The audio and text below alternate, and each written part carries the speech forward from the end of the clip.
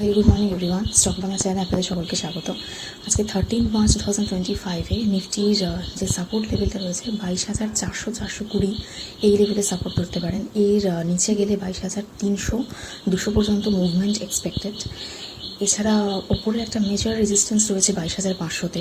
Option chain দেখলে 22,500-তে call writing রয়েছে বেশি, এমনি মেজরিটি কল রাইটিংই রয়েছে। পুট রাইটার্স কমেছে, 22,300-তে কিছুটা পরিমাণ পুট রাইটিং তবুও রয়েছে।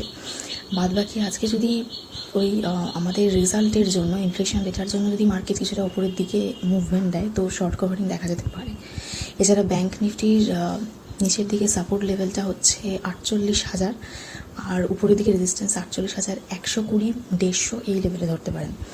সেন্সেক্সের ক্ষেত্রে নিচের দিকে সাপোর্ট রয়েছে 73,580, 590, 600 পর্যন্ত একটা সাপোর্ট লেভেল ধরতে পারেন। এছাড়া রেজিস্ট্যান্স রয়েছে 74,200 এই লেভেলটাতে। কালকের যে ইনফ্লেশনের ডেটা রিলিজ হলো, 4% এক্সপেক্টেড ছিল ইন্ডিয়ার, বলছি সিপিআই ইনফ্লেশন, আর 3.61%, মানে যথেষ্ট কম এসছে। তো মার্কেটের জন্য এটা ভালো। এরপরে 9 এপ্রিলে যে এমপিসি মিটিং রয়েছে, হয়তো আমরা রেড কার্ড দেখতে পারি। আর Q4-এর যে এক্সপেক্টেড ইনফ্লেশন থাকার কথা ওভারঅল 4.4%, এটা হয়তো অ্যাচিভ হয়ে যাবে। তো নেক্সট আমরা দেখতে পারি যে হয়তো রেড কাট হতে পারে। আর এমনি ইউএসের যে ইনফ্লেশন ডেটা, সেটাও 2.9% ফোরকাস্ট ছিল, 2.8% এসছে, মানে দুটো ইনফ্লেশন ডেটাই ভালো এসছে মোটামুটি। তো মার্কেটে এর জন্য পজিটিভ রিয়াকশান কিছুটা এক্সপেক্ট করা যায়। আজকে আবার নিফটির এক্সপায়ারি, দেখা যাক সেরকম কোনো ভালো মুভমেন্ট থাকে কিনা।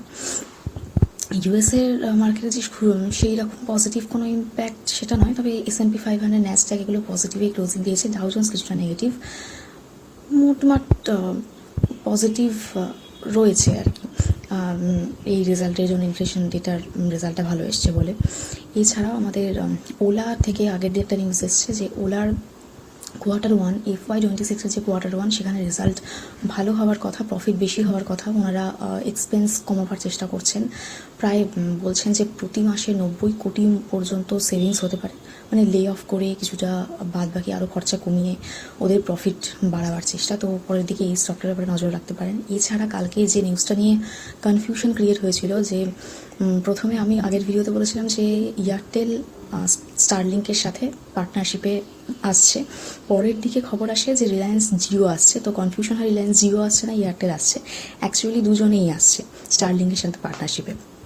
ফার্স্টে যখন স্টারলিংক ইন্ডিয়াতে আসার কথা ছিল, তখন দুজনেই, এয়ারটেল জিও দুজনেই বলেছিলেন যে ওরা নিজেদের ক্যাপাসিটি বাড়াবেন, ইন্টারনেট হাই স্পিড করবেন, যা আছে তার থেকেও বেশি করবেন, তো কোনো কম্পিউটারই টিকতে পারবে না। কিন্তু পরবর্তীকালে যেটা আমরা দেখতে পাচ্ছি যে দুজনেই স্টারলিংকের সাথে পার্টনারশিপে এসে ওটাকে একসাথে ইন্ডিয়াতে লঞ্চ করছে। তো প্রবলেমটা হয়ে যাবে ভোডাফোন, আইডিয়া এদের জন্য। এবার দেখা যাক এরাও আর কি পার্টনারশিপে আসে কিনা, কারণ কম্পিটিশান বাড়বে। যেটা জিওর ক্ষেত্রে যেটা প্রবলেম ছিল, জিওর কম্পিটিশান বাড়লে জিওর প্রবলেম হতো, কিন্তু জিও তো এখন পার্টনারশিপে রয়েছে। তো ভোডাফোন আইডিয়ার একটা ওদের জন্য একটা ব্যাড নিউজ। আর এছাড়া আমাদের টাটা মোটরসকে আমরা আগের দিন আপে দেখলাম, 3.25% আপ ছিল মোটামুটি। ওরা বলছে যে তামিলনাড়ুতে ওদের যে জ্যাগুয়ার ল্যান্ড রোভার যে প্ল্যান্ট রয়েছে, সেখানে ওরা 5 থেকে 7 বছরের মধ্যে ফুল ক্যাপাসিটিতে ওরা আর কি প্রোডাকশন করবে। তো পরবর্তীকালে আর কি প্রোগ্রেস হতে পারে, তো ম্যানেজমেন্ট বলেছে এরকম ব্যাপার। তো এই স্টকটার দিকেও ফোকাস রাখতে পারেন। এছাড়া ইন্ডাসল্যান্ড ব্যাংকের আগের দিন কিছুটা শেয়ার আমরা উপরের দিকে আপ হতে দেখলাম, কারণ সিইও বলেছে যে Q4-এর রেজাল্ট নাকি এতটাই ভালো হবে, ওরা ওই যে ডিসক্রিপেন্সিসটা হয়েছে সেটাকে ম্যানেজ করেও প্রফিটে থাকবে। সেই অনুযায়ী কিছুটা বুলিশ সেন্টিমেন্ট ছিল, তো কিছুটা পজিটিভে থাকতে দেখা গেছিলো।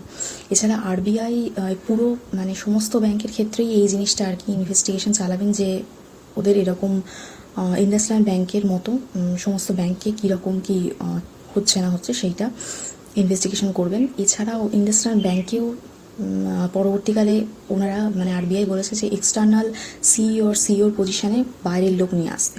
তো পরবর্তীকালে এইটার ব্যাপারে একটু স্টাডি করতে পারেন, এই ব্যাংকটার ব্যাপারে, সব কটা ব্যাংকের ব্যাপারে আর কি, যাদের ব্যাপারে ইনভেস্টিগেশন হবে। তো এই রয়েছে। আর গ্লোবালি যদি আমরা দেখি, ইউক্রেন 30 দিনের জন্য যুদ্ধবিরতি নিচ্ছে। এটাতে যদি রাশিয়া রাজি হয় তাহলে মোটামুটি মিডল ইস্টে একটা শান্তি স্থাপন হতে পারে। তো ক্রুড অয়েল প্রাইস কমবে, সেক্ষেত্রে ইন্ডিয়ার জন্য একটা গুড নিউজ। এছাড়া কানাডার উপর যে 50% ট্যারিফ উনি মানে ট্রাম্প বলেছিলেন যে পড়বে, সেটাকে এখন পর্যন্ত হল্ট করছেন, কালকের নিউজে জানা যাচ্ছে। কারণ অন্টারিও মানে কানাডা যে বলেছিল যে ইলেকট্রিসিটি যে ইম্পোর্ট হয় ইউএস থেকে, তার উপর ওনারা যে ট্যারিফ চাপিয়েছিলেন সেটাকে ওনারা রিমুভ করছেন।